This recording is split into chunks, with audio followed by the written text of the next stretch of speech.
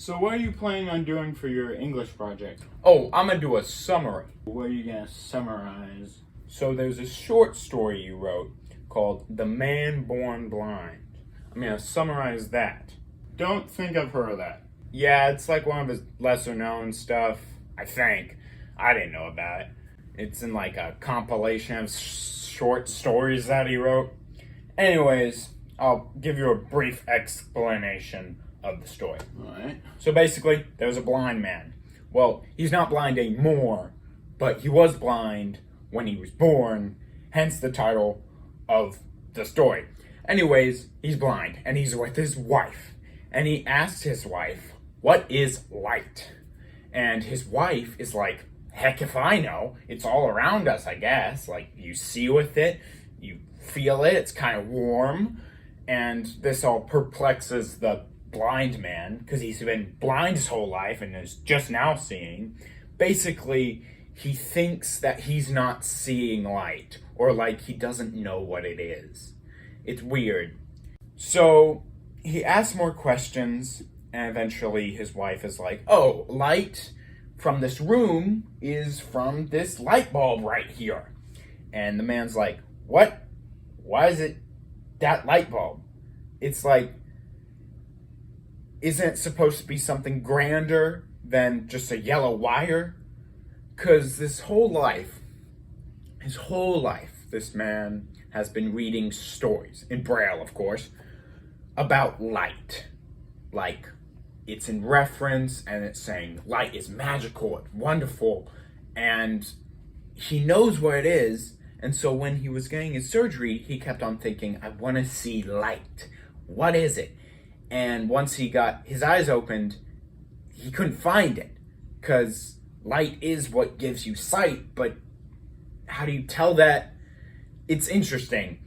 Anyways, he agrees with his wife. He's like, "Okay, it's in the light bulb," and ends the conversation.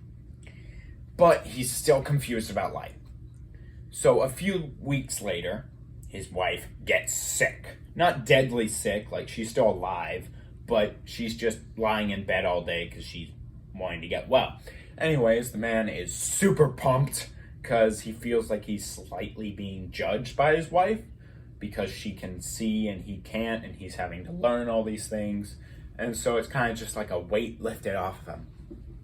Anyways, he starts to do his morning routine, but he decides to do it in blind mode. Well, blind mode by closing his eyes.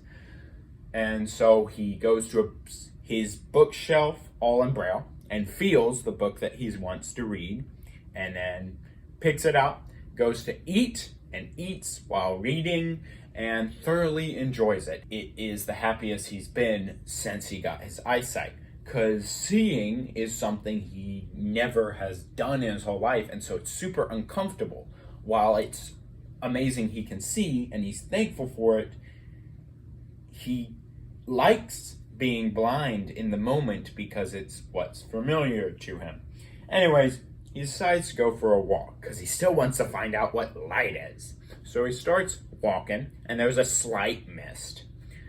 Anyways, he eventually finds a painter, and he's painting a picture.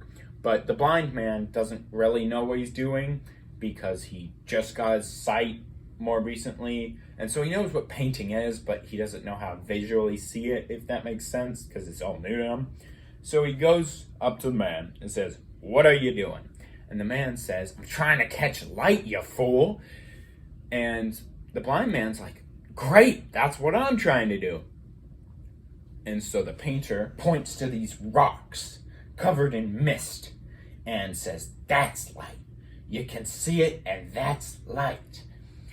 And he's in referencing like the beauty of light is captured in this moment that you can see because of the mist and the rocks and all that.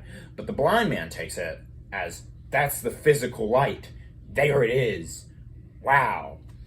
And so for whatever reason, out of excitement or just curiosity, the blind man starts running towards these rocks and jumps at them.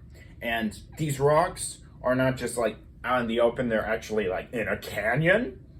And so he jumps at the rocks, at the mist, at the light, and he falls to his death. So yeah, that's what I'm gonna do for the English project.